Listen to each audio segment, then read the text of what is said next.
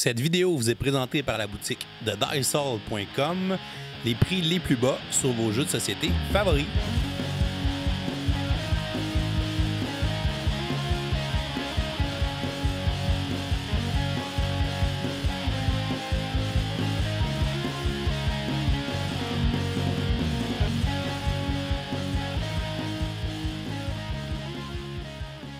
Salut les gamers, bienvenue à Professeur Board Game. Je m'appelle David, on est en direct du Gen Con 2019, on est au bout de Foxmine, encore une fois des visages familiers, des gens avec qui on peut pouvoir parler en français. Salut JC, ça va bien? Oui, toi.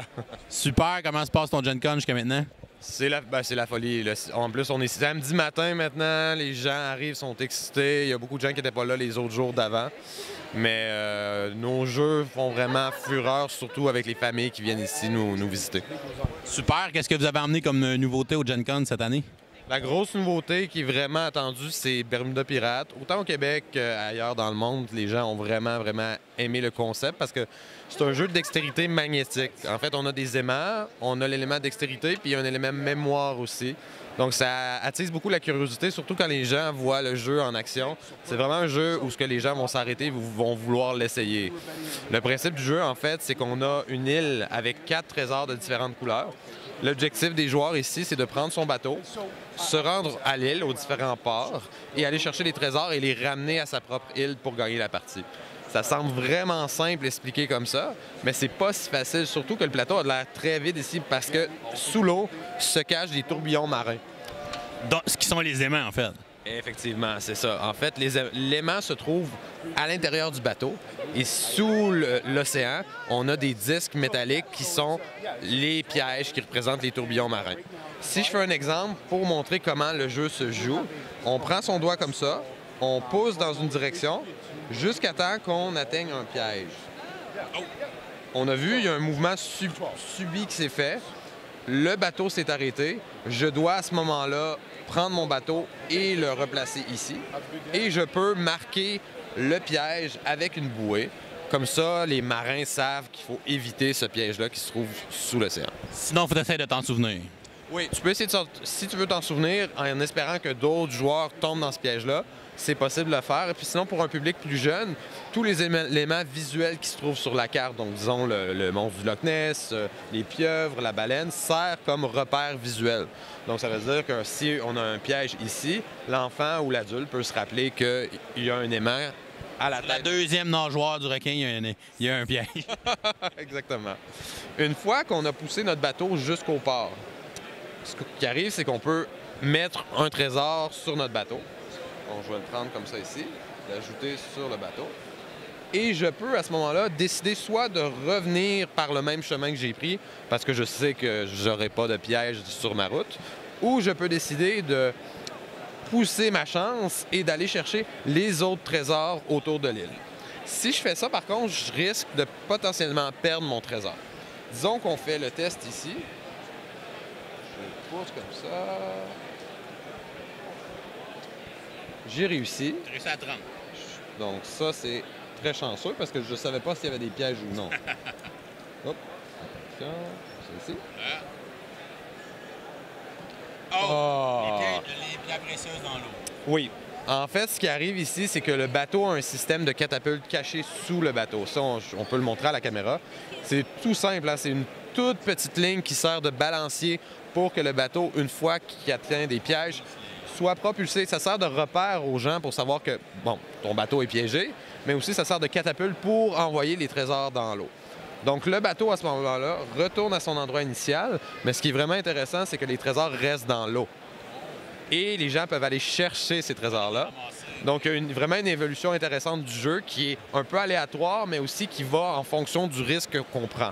Donc, moi, en allant dans cette direction-là, je sais que je peux potentiellement aider le joueur mauve. Si le joueur mauve est en bonne position et n'a pas ces trésors-là ici, j'aurais peut-être voulu éviter ce chemin-là et passer de l'autre côté pour potentiellement aller chercher d'autres trésors. Donc, ce qui arrive à ce moment-là, autour du joueur mauve, lui, il va pouvoir aller chercher les trésors qui sont propulsés dans l'eau. Une fois qu'on a chacun des trésors ici, on gagne la partie. S'il y a 2 personnes qui ont les 4 trésors en même temps, ça finit en égalité.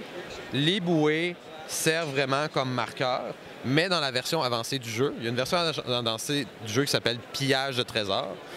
au lieu d'aller chercher juste des trésors sur l'île, on peut aller chercher des trésors sur l'île des autres. Parce que le but ici du jeu, c'est, dans le pillage des trésors, c'est d'avoir 8 points. Au lieu d'avoir un ensemble complet de trésors, c'est 8 points. Un gemme comme ça, c'est 1 point, mais un ensemble complet, c'est 6 points. Donc, pour gagner la partie, ça prend 2 gemmes individuelles et un set complet. Tant que tu n'as pas un set complet de récupérer, ce qui arrive, c'est que tes trésors restent sur l'île comme ça et deviennent disponibles pour les autres joueurs à aller chercher. Et ils peuvent en voler 2 à ce moment-là au lieu d'en prendre seulement un. Normalement, c'est 1 ici. Là, ça serait 2. Ça fait plus loin pour revenir. Et la stratégie qui est augmentée ici, c'est que les bouées qui servaient seulement à marquer les pièges, maintenant servent à 3 choses différentes. Pour les gens qui aiment ce style de jeu de dextérité-là, ça ajoute vraiment une couche de plus parce que les 3 choses, c'est marquer les pièges. Ça peut servir aussi à bloquer les autres joueurs. C'est-à-dire que si le joueur jaune est venu m'attaquer ici, je peux bloquer son chemin comme ça ici pour qu'ils doivent trouver un autre chemin. Exactement. Et tantôt, on est tombé sur un piège. Ici, il y avait un piège. Si, par exemple, moi, je sais qu'il y a des gens qui vont peut-être venir ici tenter d'aller dans mes eaux, voler mes trésors, ce que je peux faire, c'est qu'au lieu de mettre ma bouée exactement sur le piège, je peux le mettre un petit peu à côté, en espérant que les gens s'en souviennent pas, et passent au travers ici et tombent sur le piège qui était, en fait, pas au bon endroit par rapport à la bouée. On met des pièges pour envoyer les autres joueurs dans les pièges. C'est ça. Donc, il y a vraiment 2 couches de jeu. Il y a la couche familiale, enfant, tout ça, mais il y a une couche un peu plus joueur aussi. Donc, ça vient toucher un peu tous les niveaux d'âge et d'expérience en termes de jeu.